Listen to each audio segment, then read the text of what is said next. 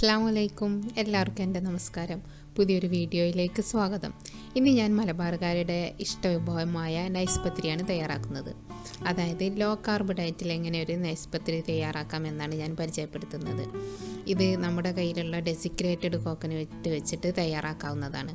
സാധാരണ നമ്മൾ റെസിപ്പിയിലെല്ലാം കോക്കനട്ട് ഫ്ലോറാണ് കാണാറുള്ളത്. എന്നാൽ ഡെസിക്രേറ്റഡ് കോക്കനട്ട് വെച്ച് നമുക്കിത് തയ്യാറാക്കി നോക്കാം. അപ്പോൾ ആദ്യം തന്നെ എൻ്റെ കയ്യിലുള്ള ഡെസിക്രേറ്റഡ് കോക്കനട്ട് എടുത്തിട്ട് ഞാനൊരു മിക്സി ജാറിലേക്ക് ഇടുകയാണ്. അപ്പോൾ ഒരാൾക്ക് വേണ്ടിയിട്ടാണെങ്കിൽ 4 മുതൽ 8 സ്പൂൺ വരെ ഒരു നേരം എടുക്കാം കേട്ടോ. ഞാനിപ്പോൾ തൽക്കാലം 4 സ്പൂൺ വെച്ചിട്ടാണ് ചെയ്യുന്നത്. അപ്പോൾ ആദ്യമായിട്ടുള്ളൊരു പരീക്ഷണം ആയതുകൊണ്ടാണ് ഞാൻ കുറഞ്ഞ അളവിൽ ഉണ്ടാക്കി നോക്കിയത്. ഒരാൾക്ക് കഴിക്കാൻ ഒരു 8 സ്പൂൺ ഉണ്ടെങ്കിലും ഉണ്ടാക്കേണ്ടി വരും. അപ്പോൾ ഇതിലേക്ക് വേണ്ടിയിട്ട് നമുക്കൊരു സപ്പോർട്ടിന് വേണ്ടിയിട്ട് സ്പിലിയം ഹസ്ക് 1 ടേബിൾ സ്പൂൺ ചേർക്കുന്നുണ്ട്. ഇത് ഞാൻ ഡീർ ബ്രാൻഡിൻ്റെ പിലിയം ഹസ്കാണ് ഉപയോഗിക്കാറുള്ളത്. ആവശ്യം കഴിഞ്ഞിട്ട് ഒരു പ്ലാസ്റ്റിക് ബാഗിലിട്ടിട്ട് ടിന്നിൽ അടച്ച് വെക്കുകയാണ് ചെയ്യാറുള്ളത്. അപ്പോൾ നിങ്ങൾക്കും ഡെസിക്രേറ്റഡ് കോക്കനട്ട് എപ്പോഴും സുലഭമായി കിട്ടുന്നതാണെങ്കിലോ, അപ്പോൾ ഇത് വെച്ചൊന്ന് ട്രൈ ചെയ്ത് നോക്കാം. ഞാനിതൊന്ന് പൊടിച്ചെടുക്കുകയാണ്. നമ്മൾ പൊടിച്ചെടുക്കുമ്പോൾ ഇടയ്ക്കൊന്ന് മിക്സി ജാർ ഓഫാക്കിയിട്ടോ അല്ലെങ്കിൽ ഇതുപോലെ ഒന്ന് ഷേക്ക് ചെയ്ത് കൊടുക്കുകയായിരിക്കും നല്ലത്. എന്നാൽ എല്ലായിടത്തും താഴെയും മേലെയൊക്കെ നന്നായിട്ട് പൊടിഞ്ഞു കിട്ടും. ഇതാ ഞാൻ നന്നായിട്ട് ഇത് പൊടിച്ചെടുത്ത് കഴിഞ്ഞു. ഇനി ഇതൊരു മിക്സിംഗ് ബൗളിലേക്ക് ഇടുകയാണ്. ഇനി ആവശ്യത്തിന് അല്പം ഉപ്പ് കൂടി ചേർത്ത് കൊടുക്കാം. ഇനി ഒരു ടേബിൾ സ്പൂൺ ഒലിവ് ഓയിൽ ചേർത്ത് കൊടുക്കുന്നുണ്ട്. ഞാൻ ഉപയോഗിക്കുന്ന റഹ്മയുടെ എക്സ്ട്രാ വിർജിൻ ഒലിവ് ഓയിലാണിത്. ഫസ്റ്റ് കോൾഡ് പ്രസ്സഡ് നോക്കിയിട്ട് വാങ്ങണം. അപ്പോൾ അത് 1 ടേബിൾ സ്പൂണാണ് ഇവിടെ ചേർത്ത് കൊടുക്കുന്നത്. നന്നായിട്ടൊന്ന് മിക്സ് ചെയ്തെടുക്കാം. ബാക്കി മാവ് കുഴച്ചെടുക്കാൻ തിളച്ച വെള്ളമാണ് വേണ്ടത്. ഞാൻ കുറച്ചൊരു 1/2 ഗ്ലാസ് വെള്ളം തിളപ്പിച്ചെടുത്തിട്ടുണ്ട്. ഇനി ഇതിൽ നിന്ന് 3-4 സ്പൂൺ വെച്ചിട്ട് ചേർത്ത് കൊടുക്കാം. ആദ്യം അല്പം ചേർത്തിട്ടൊന്ന് മിക്സ് ചെയ്ത് നോക്കാം. ഞാനിപ്പോൾ ഇവിടെ ഒരു 3 ടേബിൾ സ്പൂണോളം ചേർത്തിട്ട് നന്നായിട്ട് മിക്സ് ചെയ്തെടുത്തു കഴിഞ്ഞു. ഇനി ഇതിലേക്ക് 1 സ്പൂൺ യോഗർട്ടോ അല്ലെങ്കിൽ നല്ല കട്ട തൈരോ ചേർത്തിട്ട് മിക്സ് ചെയ്യാം. ചൂടൊക്കെ ഒന്ന് പോയിട്ടുണ്ടെങ്കിൽ കൈകൊണ്ട് തന്നെ നന്നായിട്ടൊന്ന് കുഴച്ചെടുക്കാം. ഇപ്പം ഞാനെടുത്ത ചുടുവെള്ളമൊക്കെ ഇതിലേക്ക് പാകമാണ്. പിന്നെ തൈര് കൂടി വന്നപ്പോൾ പാകത്തിനായി കിട്ടിയിട്ടുണ്ട്. നല്ലൊരു ബോളാക്കിയിട്ട് എടുക്കാൻ പറ്റും. അപ്പോൾ അതാ നല്ലൊരു ബോൾ രൂപത്തിലാക്കിയിട്ടുണ്ട്. ഇത് നമുക്കൊരു 15 മിനിറ്റ് വരെ റെസ്റ്റ് ചെയ്യാൻ വേണ്ടി വെക്കാം. ഇനി 15 മിനിറ്റ് കഴിഞ്ഞതിൻ്റെ ശേഷം എടുത്തിട്ട് 4-3 പീസാക്കിയിട്ട് മുറിച്ചെടുക്കാം. ഞാനിവിടെ 4 പീസാക്കിയിട്ട് മുറിച്ചെടുക്കുകയാണ്. ഇങ്ങനെ എടുത്താൽ 4 പത്തിരി ഉണ്ടാകും കേട്ടോ. അപ്പോൾ നിങ്ങളുടെ ആവശ്യത്തിനനുസരിച്ചിട്ട് ഇത് 2, 3, 4 ഒക്കെ ആക്കിയാൽ മതി. ഇനി പരത്താൻ വേണ്ടിയിട്ട് 2 ബട്ടർ പേപ്പർ എടുത്തിട്ട് അതിൻ്റെ നടുക്ക് വെച്ചിട്ട് വേണം ഇത് പരത്തിയെടുക്കാൻ. നമ്മളിവിടെ പൊടിയൊന്നും ഇടാതെയാണ് പരത്തിയെടുക്കുന്നത്. അതുകൊണ്ട് തന്നെ ഒട്ടാതിരിക്കാൻ വേണ്ടിയിട്ടാണ് ബട്ടർ പേപ്പറിൻ്റെ ഇടയിൽ വെച്ചിട്ട് പരത്തിയെടുക്കുന്നത്. ഇനി കൈകൊണ്ടൊന്ന് പ്രസ് ചെയ്തതിന് ശേഷം നമുക്ക് നമ്മുടെ പരത്തുന്നത് എടുത്തിട്ട് മുകളിൽ വെച്ചിട്ട് പരത്തി കൊടുക്കാം. അപ്പോൾ ഞാനിതിങ്ങനെ പതുക്കെ ഒന്ന് പരത്തിയെടുക്കുകയാണ്. എനിക്ക് ഈ ഒരു മെത്തേഡ് വലിയൊരു പരിചയമില്ല. ഞാനൊക്കെ സാധാരണ നാട്ടിലൊക്കെ ചെയ്യുന്നത് ചപ്പാത്തിയൊക്കെ പരത്തൽ ഇതാ ഇതുപോലെയാണ്.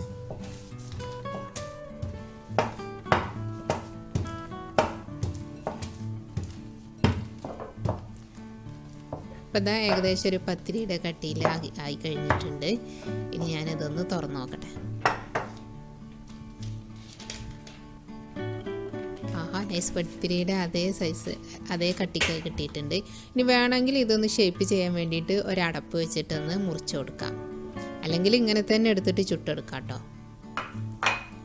അപ്പോൾ എൻ്റെ കയ്യിലുള്ളതിൽ വെച്ചിട്ട് വലിയൊരു അടപ്പ് വെച്ചിട്ട് ഞാനിതൊന്ന് ഷേപ്പ് ചെയ്തെടുത്തിട്ടുണ്ട്. ഇങ്ങനെ ബാക്കി എടുക്കുന്നതിനെ നമുക്ക് വീണ്ടും പരത്തിയെടുക്കാം.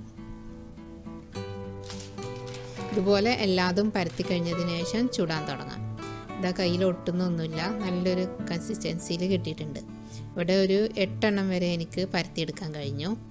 ലാസ്റ്റ് വന്നത് ഷേപ്പ് ചെയ്യാനൊന്നും കിട്ടിയിട്ടില്ല, ചെറിയതൊന്നായിരുന്നു. അപ്പോൾ പാൻ വെച്ചിട്ട് ചൂടായിട്ടുണ്ട്. ഇനി ഞാനൊന്ന് എടുത്തിട്ട് കൊടുക്കുകയാണ്. എടുക്കുമ്പോൾ അങ്ങനെ ഒട്ടുന്നോ മുറിഞ്ഞു പോകുന്നോ ഒന്നുമില്ല. പത്തിരി ചുടുന്ന പോലെ തന്നെ നമുക്ക് എടുത്ത് പാനിലേക്ക് ഇടാനൊക്കെ പറ്റുന്നുണ്ട്. ഇനി ഇതിൽ ചെറുതായിട്ടൊരു പുക വന്നു കഴിഞ്ഞാൽ, അതായത് ഒരു ആവി ചൂടായിട്ട് വന്നു കഴിഞ്ഞാൽ തന്നെ നമുക്ക് ഫസ്റ്റ് മറിച്ചിടാം.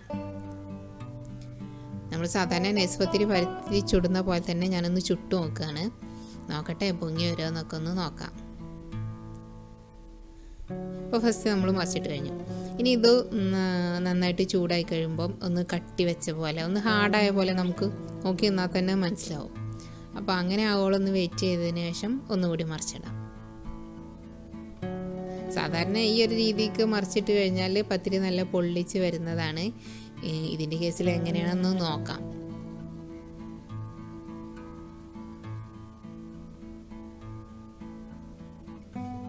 ഈ ഒരു മൂന്നാമത് മറിച്ചിട്ട് കഴിയുമ്പം പത്തിരി പൊള്ളിച്ച് വരുമെന്ന് നോക്കുകയാണ്. അപ്പം കാണാതായപ്പോൾ ഞാനൊന്ന് ചട്ട കൊണ്ട് പതുക്കെ ഒന്ന് അമർത്തി കൊടുത്തു. നമ്മൾ സാധാരണ നൈസ് പത്തിരിയൊക്കെ ഇങ്ങനെ ഒന്ന് അമർത്തി കൊടുക്കുമ്പോൾ നന്നായിട്ട് പൊള്ളിച്ച് വരാറുണ്ട്.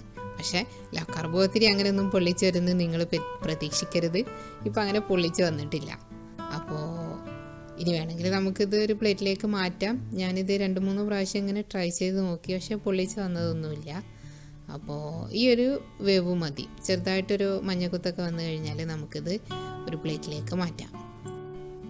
ഇതുപോലെ തന്നെ നമ്മൾ എടുത്തിട്ടുള്ള എല്ലാ പത്തിരിയും ചുട്ടെടുക്കാം. ഇനി നിങ്ങൾക്ക് അല്പം നെയ്യൊക്കെ പുരട്ടിയിട്ട് കഴിക്കാൻ ഇഷ്ടമാണെന്നുണ്ടെങ്കിൽ ഒന്ന് നെയ്യ് സ്പ്രെഡ് ചെയ്തതിന് ശേഷം അല്ലെങ്കിൽ ബട്ടർ സ്പ്രെഡ് ചെയ്തതിന് ശേഷം ചട്ടിയിലിട്ട് ചുട്ടെടുക്കാം. ഞാനിപ്പോൾ ഇതാ പരത്തി വെച്ചത് മുഴുവനും ചുട്ടെടുത്ത് കഴിഞ്ഞു. നമ്മൾ ലാസ്റ്റ് ഉണ്ടായിരുന്ന കുഞ്ഞൊരു പത്തിരിയാണിത്. അപ്പോൾ 3 ഞാൻ നെയ്യ് പുരട്ടി ചുട്ടിട്ടുണ്ട്. ഈ 5 ഞാൻ സാധാ പോലെ ചുട്ടെടുത്തതാണ്. ഇത് 3 നെയ്യ് പുരട്ടിയിട്ട് ചുട്ടതാണ്. അത് കുറച്ചും കൂടി ഒരു ഗോൾഡൻ നിറമായിട്ടുണ്ട്. അപ്പോൾ നല്ല സോഫ്റ്റായിട്ട് തന്നെയാണ് ഇരിക്കുന്നത്. നമുക്കിത് വെജോ നോണോ ഒക്കെ കൂട്ടി കഴിക്കാം. അപ്പോൾ കണ്ടില്ലേ, പത്തിരി ഞാൻ മുറിച്ചെടുത്തപ്പോൾ നല്ല ചെറുതായി പോയിട്ടുണ്ട്. പക്ഷെ എന്നാലും നല്ല സോഫ്റ്റായിട്ട് തന്നെയാണ് ഇരിക്കുന്നത്. മുന്നേ ഞാൻ ഫ്ലാക്സ് സീഡ് വെച്ചിട്ടൊക്കെ ട്രൈ ചെയ്ത് നോക്കിയിരുന്നു. ആ സമയത്ത് അതൊരു ക്രാക്ക് പോലെ ആയി കിട്ടി. പക്ഷേ ഇതങ്ങനെയല്ല, നല്ല സോഫ്റ്റ് നൈസ് പത്തിരി പോലെ തന്നെ ഇരിക്കുന്നുണ്ട്. അപ്പോൾ ഞാനിവിടെ സമൂസ മസാലയും കൂട്ടിയിട്ടാണ് കഴിച്ചത്. നല്ല ബീഫിൻ്റെ സമൂസ മസാല തയ്യാറാക്കിയത് എൻ്റെ കയ്യിലുണ്ടായിരുന്നു. പിന്നെ ഇത് ബട്ടർ കോഫിയുടെ കൂടെ അല്ലെങ്കിൽ കട്ടൻ ചായയുടെ കൂടെ ഒക്കെ കഴിക്കാനും രുചിയായിരിക്കും കേട്ടോ. ഇതുപോലെ നമ്മൾ ഇറച്ചിയോ അല്ലെങ്കിൽ പനീറൊക്കെ വെച്ചിട്ട് ഇങ്ങനെ റോൾ ചെയ്തുകൊണ്ട് കഴിക്കാം. അല്ലെങ്കിൽ നമ്മൾ പത്തിരിയൊക്കെ കഴിക്കുന്ന പോലെ തന്നെ മുറിച്ചിട്ട് ഈ കൂട്ടാനൊക്കെ കൂട്ടിയിട്ട് ഇങ്ങനെയും കഴിക്കാം. എന്തായാലും നല്ല അടിപൊളിയായിരുന്നു. എൻ്റെ ഒരു ഫസ്റ്റത്തെ ഒരു അറ്റംപ്റ്റാണിത്. അതിൽ തന്നെ നല്ലൊരു വിജയമായിരുന്നു. അപ്പോൾ ഒരു പരീക്ഷണം എന്നുള്ളതാണ് കുറച്ച് ഇൻഗ്രീഡിയൻസ് എടുത്തിട്ട് വെച്ച് നോക്കിയത്. ഇത് ശരിക്കും ഒരാൾക്ക് തന്നെ കഴിക്കാനുള്ളൂ കേട്ടോ. ഈസിയാണ്, കുറച്ച് സമയം മതി പരത്താനും ചുടാനൊക്കെ. ആ ഒരു പൊടിച്ചെടുക്കുന്ന ഒരു സമയമൊക്കെ വളരെ ഈസിയാണ്. ബാച്ചിലേഴ്സിനൊക്കെ ട്രൈ ചെയ്ത് നോക്കാവുന്ന ഒരു രീതിയാണിത് കേട്ടോ. എന്തെങ്കിലും സംശയം ഉണ്ടെങ്കിൽ എന്നോട് കമൻറ്റ് ചെയ്ത് ചോദിച്ചാൽ മതി. പിന്നെ പ്രത്യേകിച്ച് ഗൾഫിലൊക്കെ ഡെസിക്രേറ്റഡ് കോക്കനട്ട് എപ്പോഴും എവിടെയും സുലഭമായിട്ട് കിട്ടുന്നതാണ്. അപ്പോൾ നാട്ടിലുള്ളവർക്കാണെങ്കിൽ തേങ്ങ ധാരാളം കിട്ടും. നമുക്ക് വീട്ടിൽ തന്നെ ഡെസിക്രേറ്റഡ് കോക്കനട്ട് ചെയ്തെടുക്കാം. എല്ലാവർക്കും ഈ ഒരു വീഡിയോ ഇഷ്ടമായിട്ടുണ്ടാകുമെന്ന് കരുതുന്നു. ഇഷ്ടമായ ലൈക്ക് ചെയ്യാനും ഷെയർ ചെയ്യാനും മറക്കരുത്. അതുപോലെ തീർച്ചയായിട്ടും ട്രൈ ചെയ്ത് നോക്കണം. നിങ്ങളുടെ അഭിപ്രായങ്ങളൊക്കെ കമൻറ്റ് ചെയ്യാനും മറക്കരുത്. അടുത്ത വീഡിയോയിൽ നമുക്ക് വീണ്ടും കാണാം. അതുവരെ ബൈ.